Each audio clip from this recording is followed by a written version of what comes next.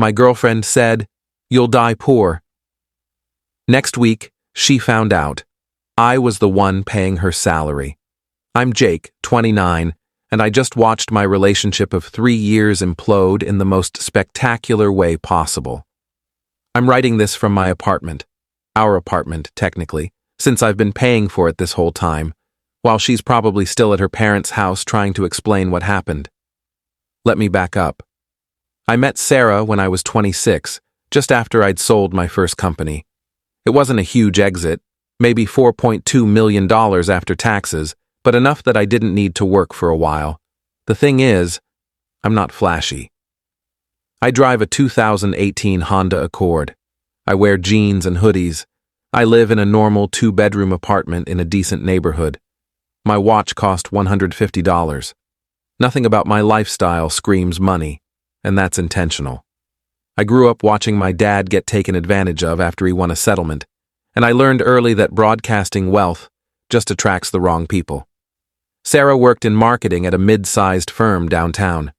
We met through mutual friends at a barbecue. She was funny, ambitious, beautiful. We clicked immediately. I told her I was between projects and did some consulting work, which wasn't technically a lie. I consulted for my own investment portfolio and the 3 small businesses I'd quietly bought into after selling my company. About 8 months ago, I bought a majority stake in the marketing firm where Sarah worked. 60% ownership, to be exact. The previous owner wanted out, the price was right, and I liked the business model. I installed a new CEO, a guy named Marcus who actually knew what he was doing, and stayed completely silent as an investor. My lawyer handled everything through an LLC. Nobody at the company knew I was the owner except Marcus and the CFO. Sarah had no idea. Why would she? I never brought it up. She'd come home talking about work drama, about clients, about her new boss Marcus, who was actually pretty cool compared to the last guy. I'd nod and listen and occasionally give advice that she thought was just common sense. But over the past 6 months, something shifted. Sarah started making comments. Little jabs about money, about ambition, about my lack of a real career. In March, we were at her friend's engagement party when she introduced me to some guy as my boyfriend who's still figuring out what he wants to do. I laughed it off.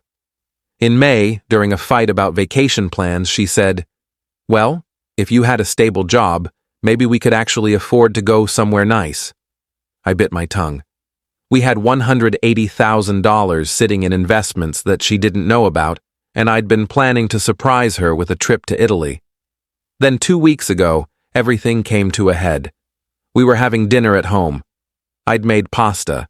Cooking's one of my hobbies now that I have time.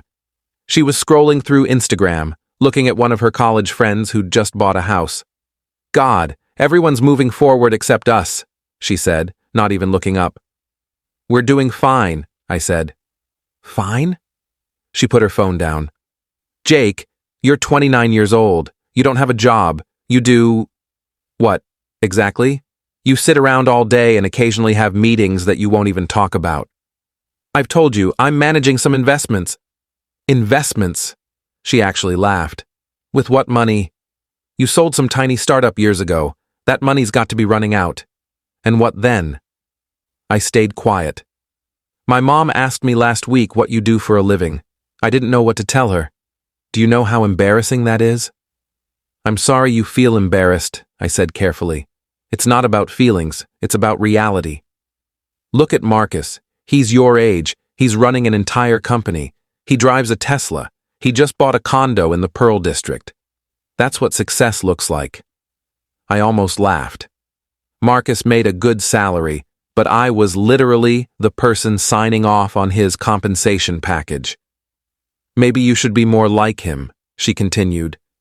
"More driven, more ambitious. Because honestly, Jake, at the rate you're going to die poor, and I can't stick around to watch that happen." I set down my fork. "You're serious right now. Completely serious. I love you, but I can't build a future with someone who has no drive. I make $68,000 a year and I'm out earning you. That's not how I saw my life going." "So, what do you want me to do?" Get a real job. Stop pretending you're some mysterious investor. Grow up. I nodded slowly. Okay. Okay, what?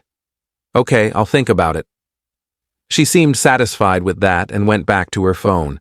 I finished dinner in silence. The next day, I had my weekly call with Marcus.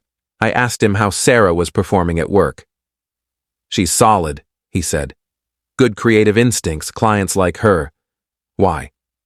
Just curious. We're having some personal conversations about career stuff. Ah, he paused. For what it's worth, she doesn't know how good she has it. Half the team would kill for her job security. After we hung up, I sat there thinking. 3 years. 3 years I'd been supporting us while she built her career. The apartment? I paid 70% of the rent. She thought we split it evenly, but I'd been lying about my half for over a year. Groceries? Mostly me. Utilities? Me. That weekend trip to the coast for her birthday? Me. I'd done it all quietly because I loved her and didn't want money to be a thing between us. But she'd just told me I was going to die poor. I called Marcus back. Hey, do me a favor. Schedule a company-wide meeting for next Thursday. I want to introduce myself to the staff. You sure? He asked. You've been pretty adamant about staying in the background. Yeah, I'm sure. Update 1. Thursday arrived. Sarah left for work that morning in a good mood. She'd been softer all week, probably because she thought her little speech had motivated me. She even made a joke about me finally getting serious about my future. Have a good day, I said as she left. You too, babe. Try to be productive. She kissed my cheek. The meeting was scheduled for 2 p.m. Marcus had told the staff it was a special announcement about company direction. Sarah texted me around 1:30. Stuck in some mystery meeting. Might be home late. I drove to the office and parked in the underground garage. Marcus met me in the lobby. Everyone's in the main conference room, he said. You ready for this? Absolutely. We walked in together. The entire staff, about 40 people, were seated and chatting. I saw Sarah in the third row, sitting next to her work friend Jessica. She didn't see me at first. Marcus called for attention. Thanks for coming, everyone. I want to introduce you to someone who's been instrumental in this company's turnaround over the past 8 months. Some of you might be wondering who actually owns this place now. That's when Sarah looked up. Our eyes met. I watched her face go from confused to shocked to pale. This is Jake Morrison. He's our majority shareholder and the owner of Morrison Holdings, which acquired this firm last year. Dead silence. I stepped forward. Hi, everyone. I know I've kept a low profile, and that was intentional. I believe in letting good people do their jobs without interference. Marcus has done an incredible job as CEO, and from what I've seen, you all have been doing amazing work. I just wanted to put a face to the name and say thank you. I kept it short and professional. Took a few questions about company direction and growth plans. Sarah didn't move the entire time. She just sat there staring at me like she'd seen a ghost. After about 20 minutes, I wrapped up. That's all I've got. Back to work, everyone. And again, thank you. People filed out slowly, some stopping to introduce themselves. Sarah wasn't one of them. She'd already left the room. I found her in the parking garage 15 minutes later, sitting in her car. I knocked on the window. She rolled it down. What the hell, Jake? Yeah, I said. You own the company? My company? I own 60% of it, yeah. And you didn't think to tell me? For 8 months? I didn't think it mattered. You never asked what I actually did with my time. You just assumed I was failing. Her hands were shaking on the steering wheel. This is insane. You let me sit there every night talking about work, about Marcus, about the company. I know. And you just listened? Like some kind of psychopath? I listened like a boyfriend who was interested in your life. Oh, don't give me that. You were lying to me. I never lied, I said calmly. You never asked if I owned a company. You assumed I didn't. That's different. This is semantics, Jake. This is... God, I don't even know what this is. It's karma, I said. You told me I'd die poor. Turns out I'm the one paying your salary. She flinched. That's not fair. None of this is fair, Sarah.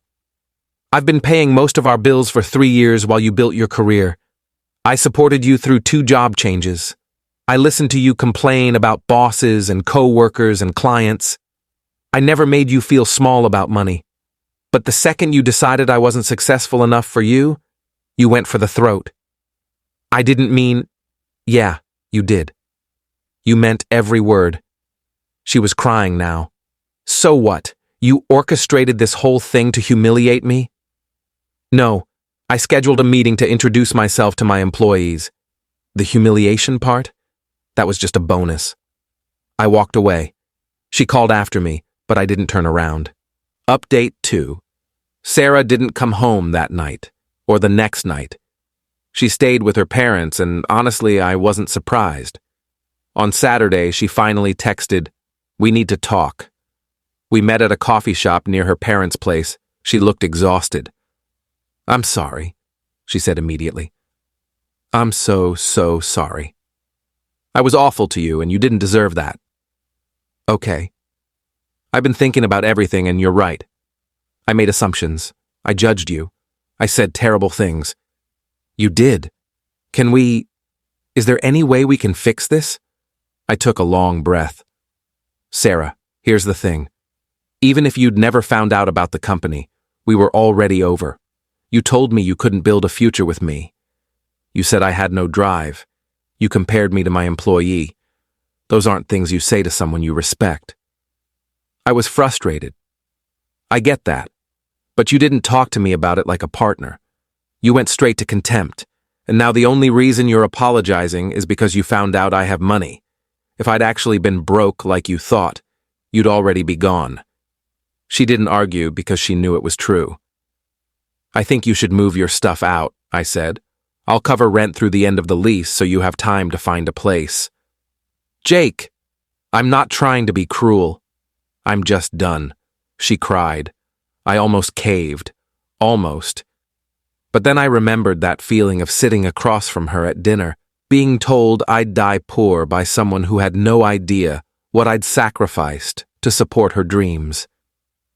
We divided everything over the next 2 weeks. It was remarkably civil, considering. She moved in with her parents temporarily. I heard through mutual friends that she's already looking for a new job at a different company, which is probably smart. Working at a place owned by your ex has to be awkward. Final update. It's been a month now. I'm doing okay. Better than okay, actually. I've been traveling, spent 2 weeks in Japan, something I'd always wanted to do. I'm looking at buying another business, maybe something in the tech space this time. Sarah sent me a long email last week, apologizing again, explaining her perspective, asking if we could try therapy. I didn't respond, not because I hate her, but because there's nothing left to say. She showed me exactly who she was when she thought I had nothing to offer, and I can't unknow that. Marcus told me she put in her notice. She's taking a job with a competitor for slightly more money. I approved her exit package personally. 4 weeks severance, which is generous considering she'd only been there 18 months. No hard feelings on my end. She did good work. The weird thing is, I don't feel vindictive anymore. I felt that rush of satisfaction in the conference room, sure. But now, I mostly just feel relieved. I spent 3 years pretending to be less than I was because I thought it would make someone love me for the right reasons. Turns out, it just made her think less of me. I'm not going to hide who I am anymore. Not my success, not my wealth, not my ambitions. If that attracts the wrong people, so be it. At least I'll know who they are from the start. Edit 1. A lot of people are asking why I didn't just tell her from the beginning. Honestly? Fear. My dad got remarried after his settlement, and his new wife spent everything within 5 years and then left. I watched him become paranoid about money and relationships. I thought if I kept things modest, I'd avoid that. Clearly, different problem, same result. Edit 2. Yes, I'm still paying 70% of the rent through the lease end. It's only 2 more months, and I'm not petty enough to leave her scrambling. She has until November to figure it out. Edit 3. Someone asked if I'm worried about her bad-mouthing me at the company or in the industry. Not really. She's smart enough to know that would only make her look worse. Plus, Marcus has my back if anything weird comes up.